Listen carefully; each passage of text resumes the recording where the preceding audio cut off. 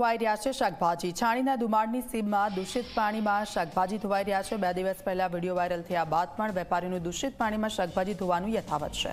ઝી 24 કલાકે વેપારીઓને દૂષિત પાણીમાં શાકભાજી ધોતા રંગે હાથે ઝડપી પાડ્યા। વેપારીઓને શાકભાજી વેચનાર ખેડૂતોએ આપ્યું નિવેદન।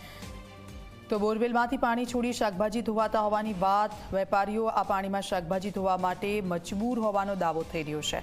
વેપારીઓને શાકભાજી ધોવા માટે તંત્ર વ્યવસ્થા કરે તેવી પણ માંગ કરવામાં આવી છે। હું મારા ખેતરનું ટ્યુબવેલનું પાણી છોડું છું ગાયો ભેંસોને પીવડાવવા માટે, અને ખેતરના પાણી છે ગટરનું કોઈ તમે બતાવો મને કોઈ ગટર છોડેલી હોય, એમાં ગટર છોડેલું હોય તો તમે ગંદુ પાણી કહી શકો। એ તો આ લોકોની મજબૂરી છે, કોઈ જગ્યાએ વ્યવસ્થા નહીં શાકભાજી ધોવાની। સરકાર નહીં કરી આલતી, કોર્પોરેશને કોઈ એવી વ્યવસ્થા ઊભી નહીં કરી।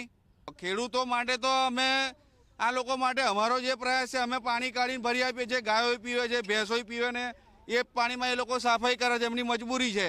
આજે ધોયા વગરની શાકભાજી માર્કેટમાં લઈ જશે તો કોઈ લેવાનું જ નથી।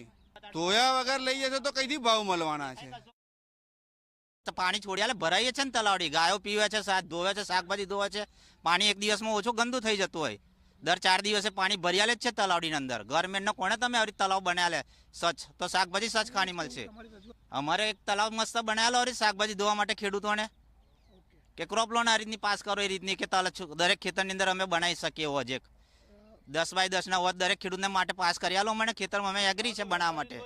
વેપારી તે ખેતરમાં ધોઈને જાય, તે છૂટક અમે ખેડૂતને વેપારીને આપીએ છીએ। હવે વેપારી લાઈન ધોઈને માર્કેટમાં વેચે છે। સયાજીપુરા જાય છે, છૂટક વેપારી છે બધા। જે ખેડૂત કહી રહ્યા છે કે અમે કૂવામાંથી બોરવેલથી પાણી છોડી રહ્યા છે, એમાં વેપારીઓ અને જે પણ છે ત્યાં ભાજી બધા ધોઈ રહ્યા છે। સારી બાબત છે, પરંતુ એમની માંગ પણ કોર્પોરેશન પાસે છે અને સાંસદ પાસે પણ માંગ કરી છે કે આવું તલાવ અમને બનાવી આપો।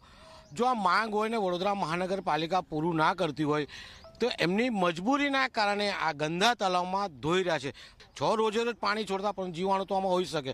બીજી વસ્તુ કે જે ખેડૂતો માલ વેચી રહ્યા છે એમને પણ વેપારીઓ માટે ક્યાંક અલગથી વ્યવસ્થા કરવી જોઈએ, આવી તલાવમાં વ્યવસ્થા ન કરવી જોઈએ।